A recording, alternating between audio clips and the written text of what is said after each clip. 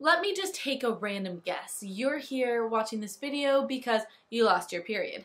Or you're here because you used to suffer from a restrictive eating disorder and you're kind of just stuck in quasi-recovery and you're over it. Am I right? If not, I kind of don't know what you're doing here.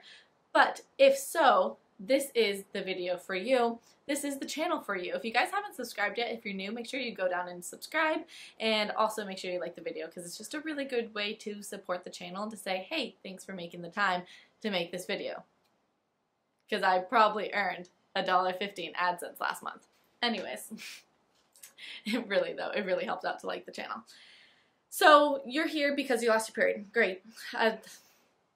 I lost my period for 11 years. This is what I do. I coach women from around the world and I help them get their period back. And I'm about to truth bomb you guys here a little bit because I think it's time that someone just says it. If you are trying to get your period back, if you are trying to restore your body after years of restriction, then you should not be eating kale, salads, and vegetables at every single meal. Can I repeat that again?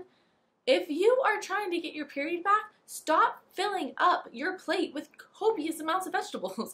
It literally is absolutely ridiculous. If your plate looks like this, or this, or this, day in, day out, what are you doing? You're not going to get your period back. I'm just telling you how it is. Your body, if you lost your period, is in a stressed out state.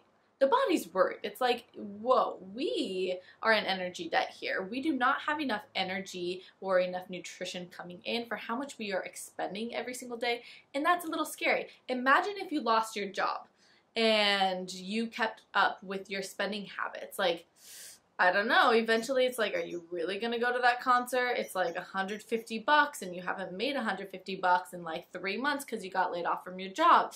No, you're going to be a little bit more like, all right, I have to be frugal. I'm not going to buy all these fancy new clothes when I just got laid off from my job. I'm going to maybe go to the thrift store instead for a moment until I get a new job and I have more disposable income. So your body's kind of thinking the same thing right now. It's like, whoa, whoa, whoa, we really don't have enough stuff right now. Let's put everything on hold. Let's stop buying the fancy concerts, aka like let's stop having a monthly menstrual cycle. Let's stop growing hair. Let's like stop doing all these things and let's just focus on the like bare essential things, right? Like your housing, you need a place to live. You need food. And so those are the things that like you're going to spend your income on, but you don't need to go to like a Justin Bieber concert. Again, same thing with your body. You need to beat your heart. You need your lungs to work properly. You don't have to have a period. For optimal health, you do, but you don't have to have it for like survival. So your body's just going to stop doing that. So why am I saying this whole thing? Let me get back on track here. Your body's in this like low energy, stressed out, malnourished state. If you want to get back to health, you're going to have to nourish your body. Nourish your body. What does that mean? It means eating nutrient-dense foods. It means eating a lot of foods. It means eating a wide variety of foods. It also means not filling up your plate with low calorie, low nutrient availability vegetables at every single meal. I'm not dissing vegetables. I like vegetables. Vegetables are great. I actually, believe it or not, I do not eliminate anything from my diet. I eat absolutely everything. Everything. But I eat in balance everything.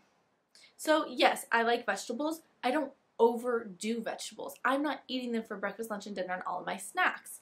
Why? Because vegetables aren't necessarily the holy grail of nutrition. And be honest with yourself here. Why are you just filling up all of your meals with just vegetables? Because you're kind of still just scared of eating nutrient-dense, high-caloric foods. So then you just fill up your plate with a lot of salad and you think, I'm eating so much. Look, I went from this tiny little bowl of salad to this huge bowl of salad. I'm like, yes, but it's still a bowl of salad and it's still not enough to help you get your period back. So your body is going to need copious amounts of like B12 and choline and vitamin A in the form of retinol, which is different than beta-carotene, which comes from plants. Retinol comes from animal sources. You're going to need cholesterol, saturated fat. You're going to need magnesium and potassium. You're going to need so many nutrients to restore your body back to health. Trying to get all those nutrients from a bunch of vegetables isn't the smartest idea. It's not. If you look at the nutrient density of a 5-ounce piece of steak versus a cup of broccoli, what's gonna win here? I'm sorry, vegans, you can't tell me that it is the broccoli. It's not. It's just really not. Especially because B12 is such an important thing and it gets really depleted quite quickly in eating disorders. I'm like, dude, don't eat a diet that is absolutely void. Don't give me the whole spirulina dirt thing. It's absolutely void of B12. So then you're putting your body at a huge risk of neuropathy, which is serious. And I've had multiple clients who have neuropathy. It's not something you want and it's irreversible, which is kind of scary. So the decisions that you make today, what you put on your plate, really